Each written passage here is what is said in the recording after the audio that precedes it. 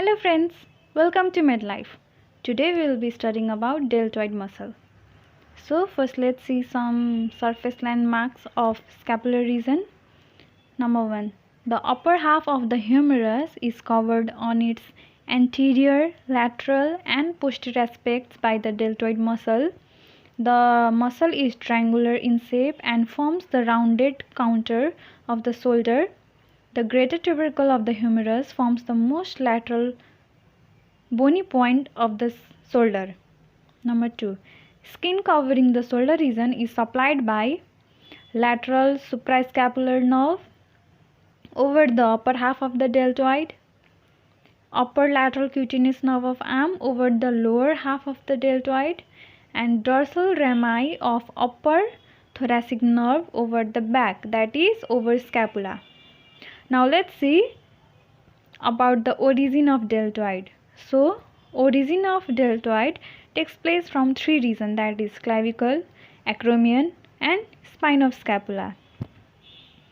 So, number 1. From the anterior border and adjoining surface of lateral 1/3 of the clavicle, the origin of deltoid takes place.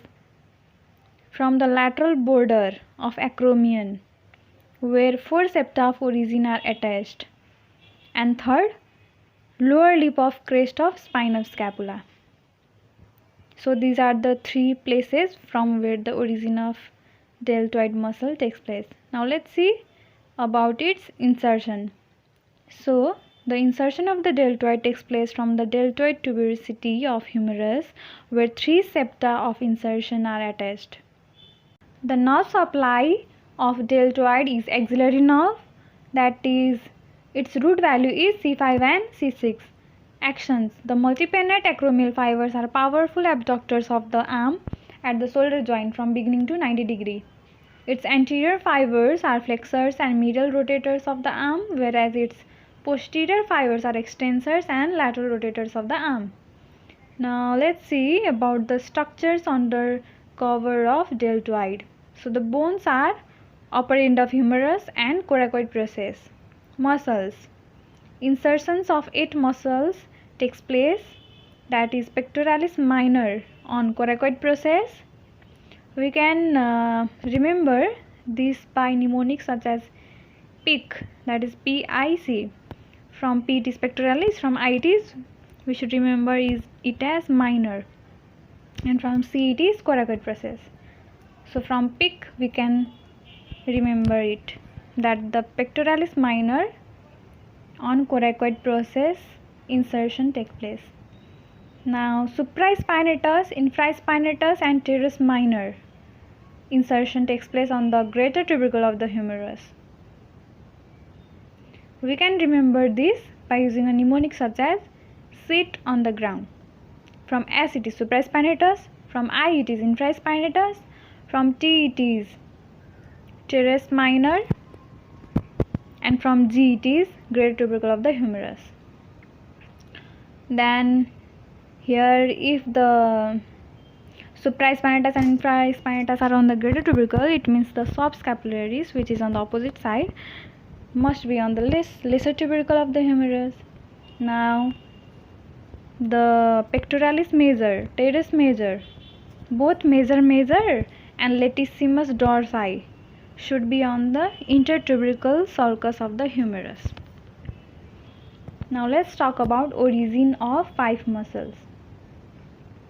So from the coracoid process, coracobrachialis and short head of biceps brachii origin takes place, whereas the long head of biceps brachii origin takes place from the supraglenoid tubercle, and long head of triceps brachii origin takes place from the infraglenoid tubercle, whereas the lateral head of the triceps brachii origin takes place from the upper part of the posterior surface of humerus. So the vessels of deltoid are anterior and posterior circumflex humeral. Since the deltoid is present on humerus, so we can easily remember the vessels that are anterior and posterior circumflex humeral artery and veins. Now let's talk about its joints and ligaments. musculotendinous cuff of the shoulder, also known as rotator cuff, and coracoacromial ligament. And the bursa are all bursa around the shoulder joint, including subacromial or subdeltoid bursa. Now let's see this figure of origin and insertion of the deltoid muscle. So the origin of deltoid takes place from three parts, that is clavicle, acromion and spine of scapula. So from which part of clavicle? It is the anterior border and adjoining surface of the lateral 1/3 of the clavicle. From that point the deltoid muscle originates, and from the lateral border of the acromion, where four septa of origin are attached, and from the spine of the scapula, that is its lower lip of crest of spine of scapula. So these are the 3 points from where the origin of deltoid takes place, and its insertion takes place on the deltoid tuberosity of the humerus, where 3 septa of insertion are attached, and these are the anterior fibers, which are flexors and medial rotators of the arm, whereas these are the posterior fibers, which are extensors and lateral rotators of the arm. And the intermuscular septum of origin are these 4 septa are the multipennate fibers, and the multipennate acromial fibers are the powerful abductors of the arm at the shoulder joint from beginning to the 90 degree. Now let's see the horizontal section of the deltoid region, showing arrangements of the muscles in and around the bicipital groove.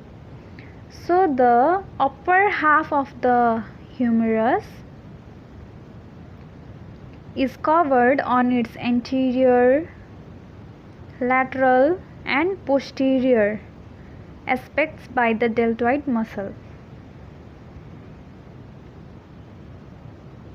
And here we can see that the infraspinatus, subscapularis, teres major, latissimus dorsi and pectoralis major insertion takes place, whereas the coracobrachialis and short heads of biceps brachii, tendon of long head of biceps brachii insertion takes place. This is the deltoid muscle.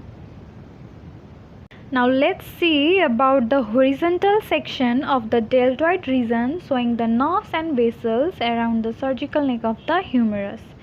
So here we can see that it is the surgical neck of the humerus, and the deltoid is supplied by axillary nerve and its vessels.